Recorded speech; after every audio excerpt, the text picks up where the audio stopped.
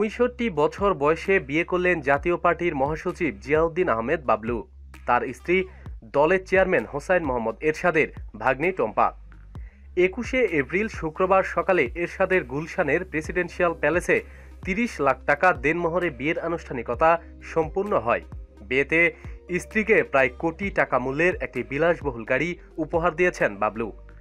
রাতে ঢাকার একটি বিলাসবহুল রেস্টুরেন্টে হবে বিয়ের রিসিপশন। সেখানে প্রধানমন্ত্রী সহ মন্ত্রিপরিষদ সদস্য, জাতীয় পার্টির প্রেসিডিয়াম সদস্য ও এরশাদের ঘনিষ্ঠ এবং বিশ্বস্তজনদের আমন্ত্রণ জানানো হয়েছে। বিয়ের আনুষ্ঠানিকতায় এরশাদ ছাড়াও উপস্থিত ছিলেন এরশাদের বোন, বাবলুর শাশুড়ি মেরিনা ইয়াসমিন এমপি, জিয়াউদ্দিন বাবলুর ছেলে ও ছেলের বউ, জিএম কাদের, জাতীয় পার্টির মহাসচিব রুহুল আমিন হাওলাদার সহ অন্যান্য আত্মীয় ও পারিবারিক সদস্যরা। এরশাদের বাসায় বিয়ের অনুষ্ঠানের আনুষ্ঠানিকতা শেষ হয় খুব অল্প সময়ে। কাবিনের অনুষ্ঠান শেষে বর কনের জন্য দোয়া করেন সবাই। কাবিন অনুষ্ঠানে এরশাদের স্ত্রী এবং বিরোধী দলীয় নেতা রওশন এরশাদ যাননি।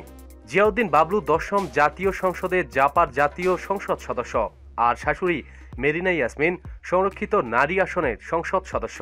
মামা শ্বশুর এরশাদও এই সংসদের সদস্য, আর মামি শাশুড়ি রওশন এরশাদ জাতীয় সংসদের বিরোধী দলীয় নেতা। ২০০৫ সালে জিয়াউদ্দিন বাবলুর স্ত্রী ফরিদা সরকার ক্যান্সারে আক্রান্ত হয়ে মারা যান। ফরিদা নর্থ সাউথ ইউনিভার্সিটির ইংরেজি বিভাগের অধ্যাপক ছিলেন। বাবলুর স্ত্রী মেহেজেবুন্নেসা রহমান টম্পাও অধ্যাপক। তিনি সাউথ ইস্ট ইউনিভার্সিটির বিবিএর প্রোগ্রাম ডিরেক্টর।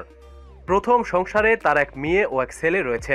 স্ত্রী ফরিদা সরকারের মৃত্যুর পর একমাত্র ছেলে আশিক আহমেদকে নিয়ে আছেন জিয়াউদ্দিন বাবলু।